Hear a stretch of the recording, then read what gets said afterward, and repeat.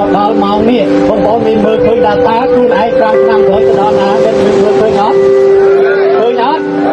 បាទសាលាដំបងរាជធានីភ្នំពេញបានកោះហៅលោកហ៊ីគឹមហុងថៅកែក្រុមហ៊ុនពិភពដីមាសនិងបពពួកសរុបចំនួន24នាក់ឲ្យចូលស្ដាប់ការប្រកាសសាលក្រមនៅថ្ងៃទី17ខែសីហាឆ្នាំ2026ខាងមុខសំណុំរឿងនេះពាក់ព័ន្ធទៅនឹងការឆោបបោកលុយពលរដ្ឋរាប់រយលានដុល្លារនិងការប្រើអំពើហិង្សាដោយចេតនាលើពលរដ្ឋរងគ្រោះ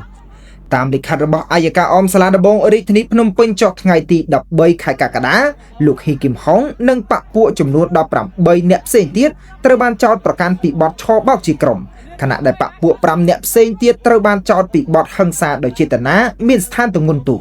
ពលរដ្ឋរងគ្រោះមួយចំនួនរំពឹងថាសាលក្រមតុលាការនៅថ្ងៃទី17ខែសីហាខាងមុខនឹងផ្ដល់យុត្តិធម៌និងសំណងដល់ពួកគេឆាប់ៗដើម្បីសម្រាលបន្ទុកបំណុលនិងជីវភាពគ្រួសារស្លាប់តាមទៅ8នាក់ហើយមិនដែលហ៊ីកំហុងឲ្យក្រុមបាក់ពូថាឥឡូវបើកើតជាក្រុមយកលុយទៅចូលបនសពអាខ្មោចអានេះខ្មោចមួយនេះ100ទេខ្ញុំនិយាយប្រាប់តង់អាស្រួលតិចហើយណាអញ្ចឹងសួរថាខ្ញុំដែលជាម្ចាស់លុយដែលខ្ញុំជឿចាប់ឲ្យអត់ខ្ញុំជឿចាប់ណា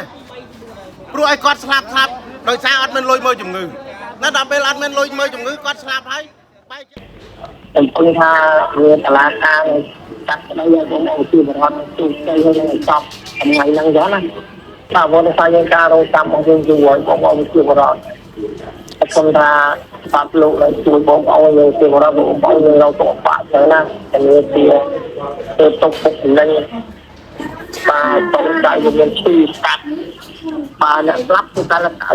មានមើលជំនួយបាទកាលពីខែឧសភាកន្លងទៅពលរដ្ឋរងគ្រោះប្រមាណ300នាក់ធ្លាប់មកប្រមូលផ្ដុំគ្នានៅមុខតុលាការដើម្បីទទូចឲ្យឃុំខ្លួនជនជាប់ចោទដែលកំពុងនៅក្រៅឃុំនិងពន្លឿនដំណោះស្រាយ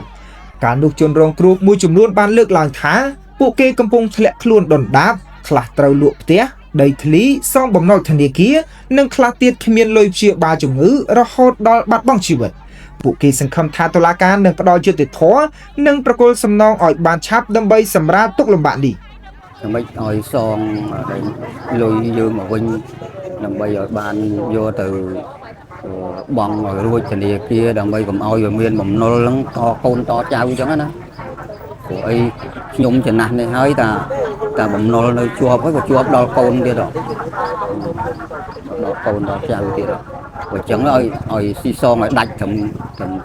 ខ្ញុំនៅហ្នឹងចុះ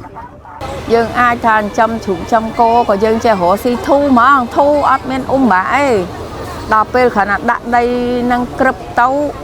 កូនក៏ធ្លាក់ប្រាត់ប្រាស់គ្នាយើងចំចៅហើយវាអត់មានអ្នករកហើយដល់ក៏ធ្លាក់ខ្លួនឈឺទៅសប្ងៃហ្នឹងទៅពេទ្យប្រចាំតាថ្នាំត្រង់ស្បងបើកលេបរហូតតាំងពីគេឲ្យហ្នឹងមក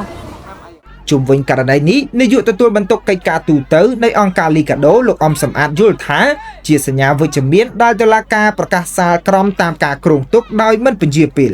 លោកជំរុញឲ្យមានការផ្ដល់សំណងនិងយុត្តិធម៌ពិតប្រាកដដល់ពលរដ្ឋព្រោះពួកគេបានរងចាំទាំងជួបវិបត្តិបំណុលនិងការលំបាកជាច្រើនឆ្នាំមកហើយ